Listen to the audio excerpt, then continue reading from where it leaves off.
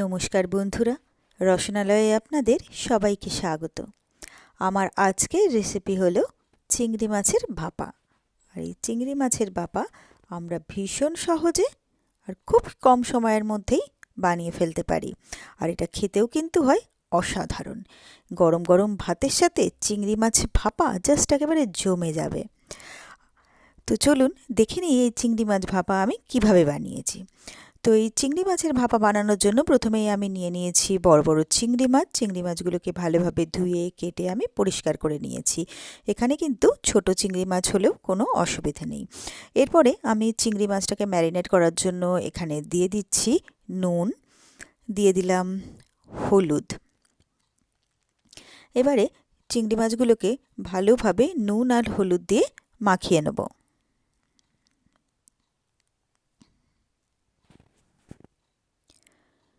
তো সবকটা চিংড়ি মাছ ভালোভাবে নুন হলুদে মাখিয়ে নিলাম। এবারে এটাকে আমি মিনিট 15 জন্য রেখে দেবো।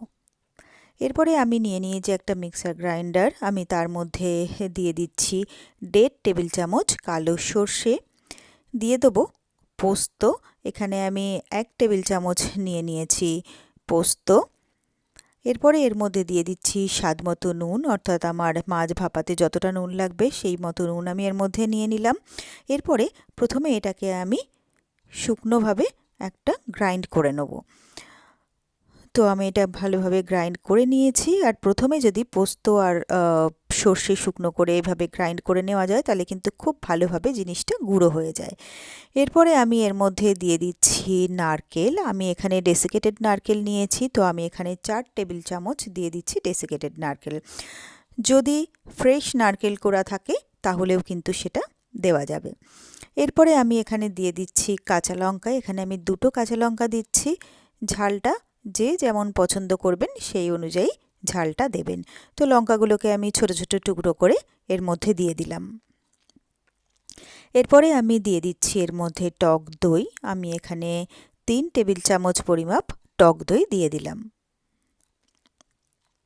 এরপরে এটাকে ঢাকা দিয়ে দিলাম। এরপরে এটাকে আমি একটা সুন্দর করে পেস্ট তৈরি করে নেব। তো আমার মশলাটা তৈরি হয়ে গেছে আর এটা কিন্তু খুব সুন্দরভাবে মিহি পেস্ট তৈরি হয়ে গেছে। এরপরে আমি নিয়ে নিয়েছি একটা স্টিলের টিফিন বক্স।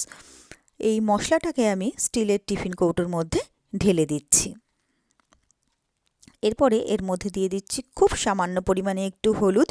হলুদ কিন্তু খুব বেশি দেওয়া চলবে না, তাহলে কিন্তু হলুদ গন্ধ হয়ে যেতে পারে।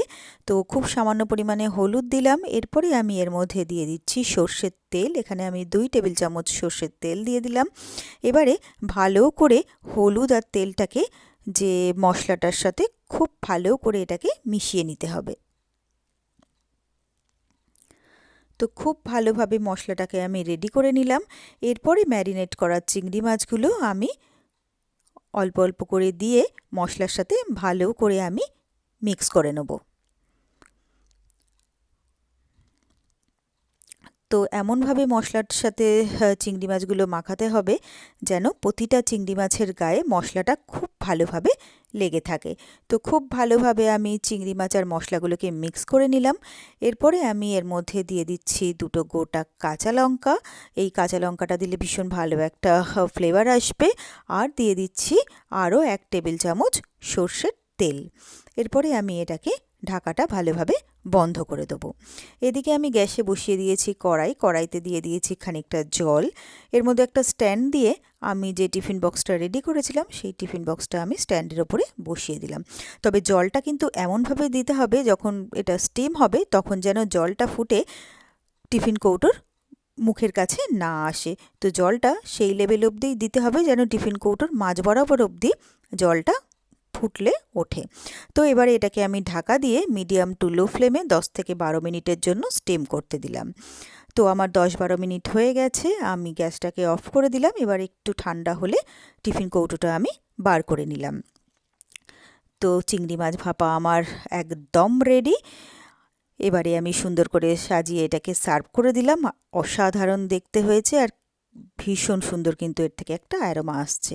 তো ব্যাস, তৈরি হয়ে গেল আমার খুব সহজে আর খুবই চটপট দারুণ টেস্টি চিংড়ি মাছ ভাপা। আর এই রেসিপিটা যদি আপনাদের ভালো লেগে থাকে তাহলে আপনারাও বাড়িতে ঠিক এইভাবে একবার ট্রাই করে দেখবেন। আশা করি আপনাদেরও ভীষণ ভীষণ ভালো লাগবে। আর আমার রেসিপিগুলো যদি আপনাদের ভালো লেগে থাকে তাহলে আমার ভিডিওগুলোতে লাইক করবেন। আর আমার চ্যানেলে যদি নতুন বন্ধু হয়ে থাকেন তাহলে প্লিজ চ্যানেলটাকে সাবস্ক্রাইব করবেন।